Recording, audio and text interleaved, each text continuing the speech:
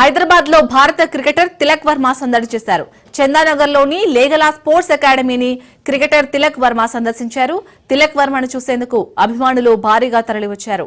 Asia cup గెలుపొందడం ఎనలేని సంతోషాన్నిచ్చిందని cricketer Tilak Varma తెలిపారు. పాక్ క్రికెటర్లు నాపై ఒత్తిడి పెంచాలని చూశారన్నారు. పాక్ ఆటగాళ్లు నన్ను రెచ్చగొట్టేందుకు యత్నించారని చెప్పారు. కానీ నా కళ్ల ముందు దేశమే కనిపించిందన్నారు. నేను ఆడిన ఇన్నింగ్స్ లో ఇదే బెస్ట్ ఇన్నింగ్స్ అని అన్నారు. ఇంటరాక్ట్ అవుతున్నారు. ఇంటరాక్ట్ అయ్యి ఆయనకు సంబంధించిన విజయం సాధించే విషయంలో ఎక్కడైతే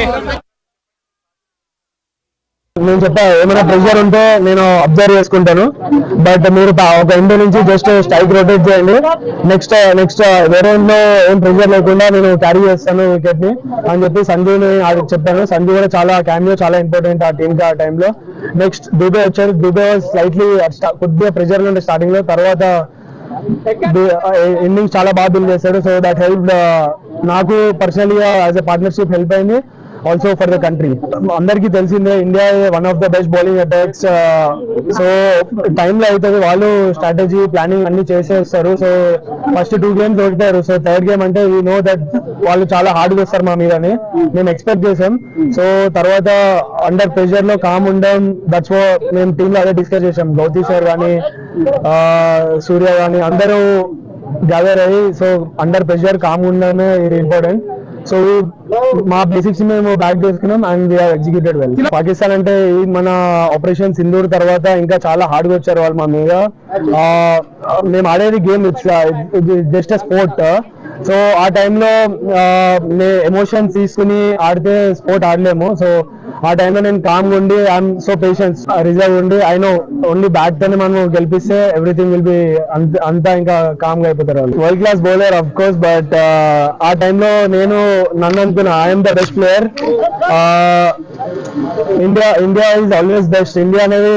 ఇండియా ఈజ్ ఫార్ అన్నిటికన్నా చాలా పైన ఇండియా అనేది. సో ఒకసారి నేను ఇండియాకి ఆడుతుంటే ఇవన్నీ బెస్ట్ బౌలర్ ఇలా చేస్తాడు అలా చేస్తాడు నా మైండ్ లో లేదు. ఓన్లీ ఆ టైంలో ఓన్లీ కంట్రీ వచ్చింది, just I want to win the game అంతే.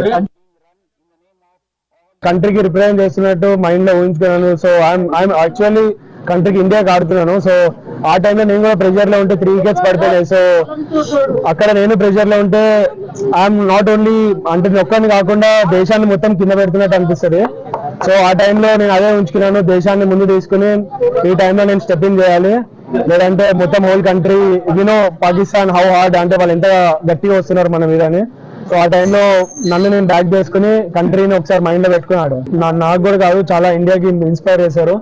సో అట్లాంటి మంచితో నన్ను పోలించడం అంటే ఇట్స్ నాకు చాలా ప్రౌడ్. ఐఎమ్ హ్యాపీ దట్ నేను ఇండియాకి ఏషియా కప్ గెలిపించా. బట్ నేను క్రికెట్ స్టార్ట్ చేసింది వరల్డ్ కప్ 2011 వరల్డ్ కప్ గెలిపించిన తర్వాతనే క్రికెట్ స్టార్ట్ చేశా. బట్ ఈ జనవరిలో వరల్డ్ కప్ వస్తుంది. సో అది నా అసలేమో వరల్డ్ కప్ గెలిపించిన తర్వాతనే నాకు నిద్ర వస్తుంది. మోదీ సార్ చెప్పారు మళ్ళీ ఆపరేషన్ తిలక్ అంటే అది చాలా పెద్ద విషయము. అదే స్పోర్ట్స్ లో జస్ట్ మాకు అనేది ఏంటంటే కంట్రీకి ఆడుతుంటే కంట్రీకి గెలిపాలని ఉంటుంది ఏ మ్యాచ్ అన్నా.